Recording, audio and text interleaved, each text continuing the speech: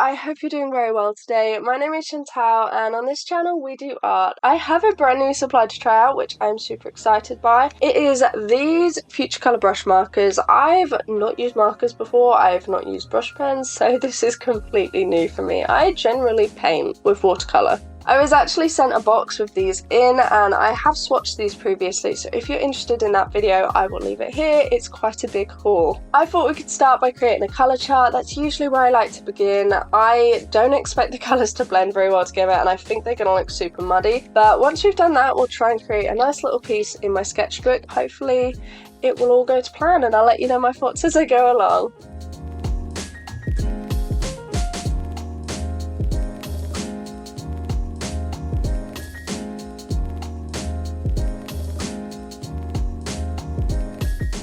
I'm sure you're looking at this colour chart now and thinking it's completely pointless, and you are right to a degree, but there are some things that I noticed that I thought I would point out and I actually found helpful. The first thing was that the purple nib is significantly chunkier than all the others. This is really unfortunate because I did really like the purple colour, but it showed me that I can't use it for details, and as much as I like it, I'm going to have to really limit its use. Everything else seemed completely fine.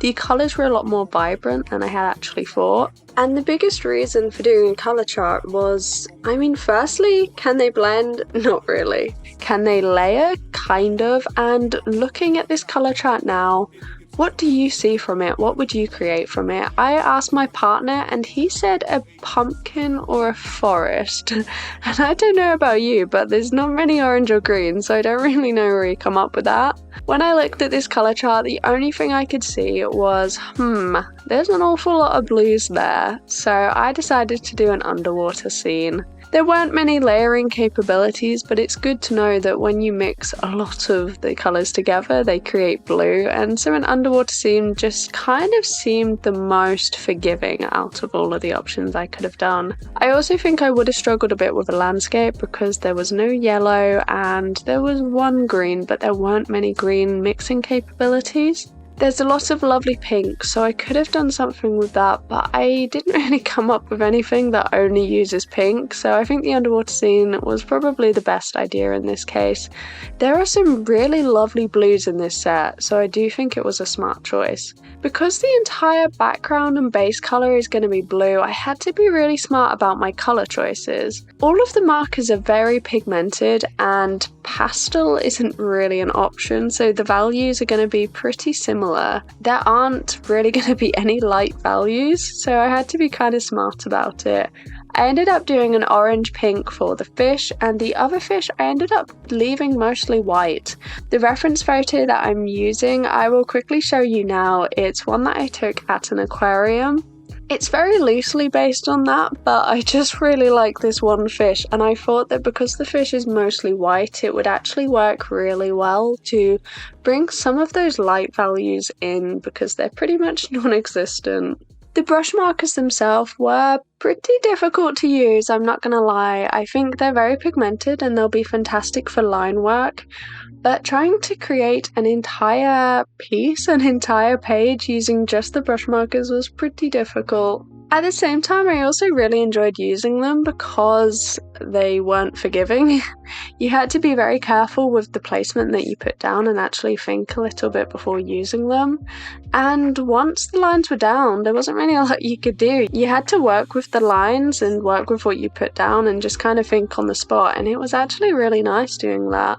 The page was really fast to create because there wasn't really much blending that I could do. The colour was just going to be put down, and honestly I quite liked how quick I was able to create this. I knew that I was going to put blue over basically everything, so I had to trust the process quite a lot. It was pretty difficult though, and I think even you're going to be surprised in a second when you watch me completely cover this page because it was pretty intense. I think in particular, if you watch the orange and the light blue, you'll just see that they absolutely just disappear once the darker blue is added. I don't know if this really showed in the colour chart. I know everything ended up blue, but honestly when I put the blue down, I didn't quite think it would be as dark as it was, and I didn't quite think the colours would disappear as much as they did. You can see it's just kind of crazy to watch, even for me. You'll see that I added quite a lot of different colours before putting the blue down, and some of them just completely disappeared. So then I had to add even darker colours to try and do something with it. In a lot of ways this was quite helpful though, because I feel like the blue really tied the entire piece together. And before that it was looking a little bit random with totally random colours.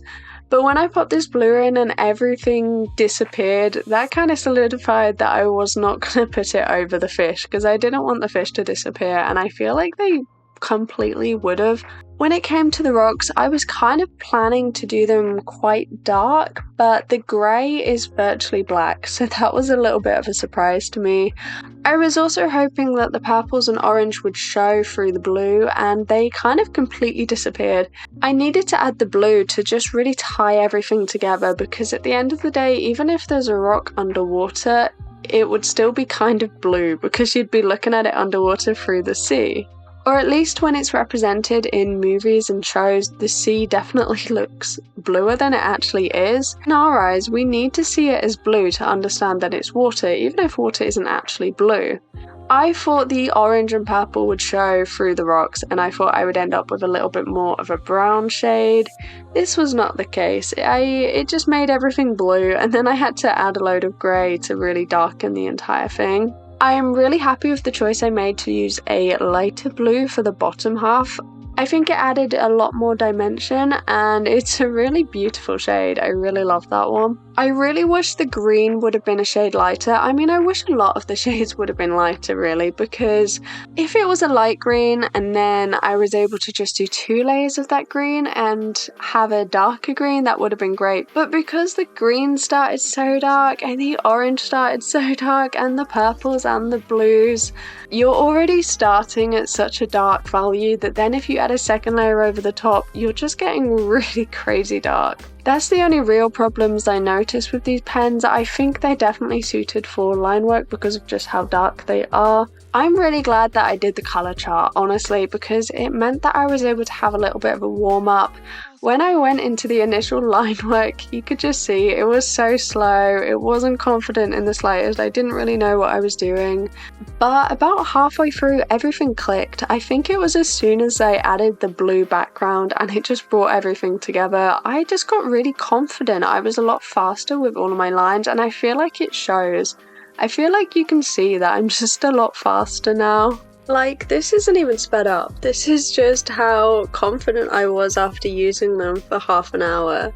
And I think that's a really important thing to remember, is often when you see other artists doing something and it looks like it comes so natural and it looks like they're completely on top of it, they know exactly what they're doing. A lot of the time, if you have the slightest little break, and even if you don't have a break, it doesn't feel natural. And you have to actually warm up to really get in the swing of things again. This is a completely new medium for me, and other than the swatches that I did in the Stationery Pal haul video, I've never done a proper big piece like this with brush pens. I mean, I had brush pens when I was a child, I think, you know, like the little cheap felt tip pens that you get, which are awful and they're completely dried up. I think that fully put me off for life. You know those really cheap like Crayola felt tip pens that were horrific? That was really what I expected when I got these. I saw them and I wanted to try them because they were only like a couple of quid, but I was so scared that they were going to be those horrible dried felt tip pens, and especially when I picked up, I think the purple was the first colour I picked out in the haul video, and it's a bit of a lump, it's not really got a proper nib. I was so expecting the worst, and I think that's probably partly why these pens have shocked me so much, to be honest. I think they're completely worth it for the price though, they are a fantastic set. And I completely threw myself out of my comfort zone. I mean, I paint, I use watercolour, and this couldn't be further from that. This is opaque, you can't go backwards, it's a pen, it doesn't blend, it's the complete polar opposite to watercolour. And yet it was fun, I really enjoyed it. I pushed myself out of my comfort zone, I tried something new. I don't think the piece is amazing, it's definitely not going to be made into prints unless anyone would like any. And I hope that this has encouraged you to try something new, try a different subject, try a different medium, try a different style, have fun, create art, just try something new, and you never know what can come of it. You might find out that you absolutely love what you've created and you want to do more from it. It might help you discover a different kind of style that you've never tried before or never considered. Those poor art supplies that are just sitting in your cupboard not being used, we all have them. And I hope that seeing me struggle with these brush pens as I'm a watercolour gal has maybe given you some inspiration to try supplies that you don't normally use. See what you can create and feel free to tag me on Instagram. I would love to see what you make. I'm ChantelleArts over there too.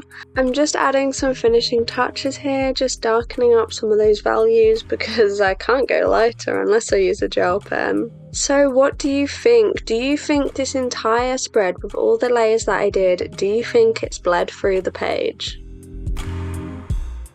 Can you believe it didn't? There's absolutely nothing that's gone through the page, and I for sure this was gonna go through. I literally put paper down. And here is the final page. Let me know down below in the comments what you would have created with that colour chart. I'd love to know. I really hope you like this completely random piece.